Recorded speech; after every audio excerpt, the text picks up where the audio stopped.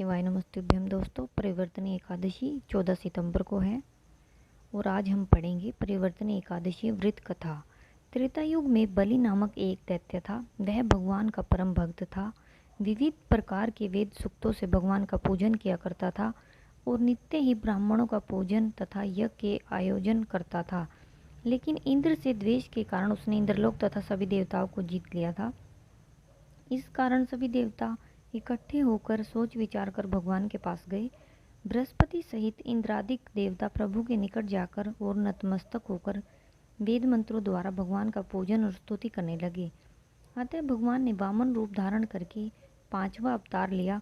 फिर अत्यंत तेजस्वी रूप से राजा बलि को जीत लिया। भगवान ने वामन रूपधारी ब्रह्मचारी बलि से 3 पग भूमि की याचना करते हुए कहा, ये मुझको 3 लोक के समान है और हे राजनी है तुमको अवश्य ही देनी होगी। राजा बलि ने इसे तुच्छ ही याचना समझकर 3 पग भूमि का संकल्प भगवान को दे दिया और भगवान ने अपने त्रिविक्रम रूप को बढ़ाकर यहाँ तक कि भूलोक में पद, भूलोक में जंघा, स्वर्गलोक में कमर, महलोक में पेट, जनलोक में हृदय, यमलोक में कंठ की स्थापना कर सत्यलोक में मुख, उसके ऊपर मस्तक स्थापित किया। सूर्य, चंद्रमा आदि सब ग्रह, गण, योग, नक्षत्र, इंद्रादिक देवता और शेष आदि सब नाग गणों ने विविध प्रकार से वेद सूक्तों से प्रार्थना की। तब भगवान ने राजा बलि का हाथ पकड़कर कहा कि हे राजन, एक पद से पृथ्वी, दूसरे से स्वर्गलोक पूर्ण हो गए हैं, अब तीसरा पग कहाँ रखूं? तब बलि ने अपना सिर झुका लिया और भगवान ने पैर उसके मस्तक पर रख दिया, जिससे भगवान का वह भक्त पाताल को चला गया। फिर उसकी विनती और नम्रता को देखकर भगवान ने कहा कि हे बलि, मैं सदैव तुम्हारे निकट ही रहूँगा। विरोचन पुत्र बलि से कहने पर भाद्रपद शुक्ल एकादशी के दिन बलि के आश्रम पर भगवान की मूर्ति स्थापित हुई। इसी प्रकार दूसरी क्षीर सागर में शेषनाग के शट पर हुई।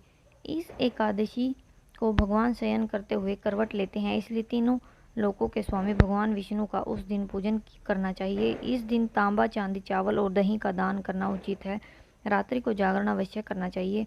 जो विधि पूर्वक इस एकादशी का व्रत करते हैं वे सब पापों से मुक्त होकर स्वर्ग में जाकर चंद्रमा के समान प्रकाशित होते हैं और यश प्राप्त पाते हैं। जो पाप नाशक इस कथा को पढ़ते या सुनते हैं उनको 1000 अश्वमेध यज्ञ का फल प्राप्त होता है।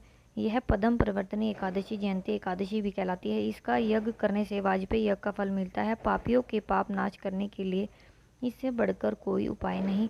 जो मनुष्य इस एकादशी के दिन वामन रूप की पूजा करता है उसे तीनों लोग पूज्य होते हैं। अतः मोक्ष की इच्छा करने वाले मनुष्य इस व्रत को अवश्य करें।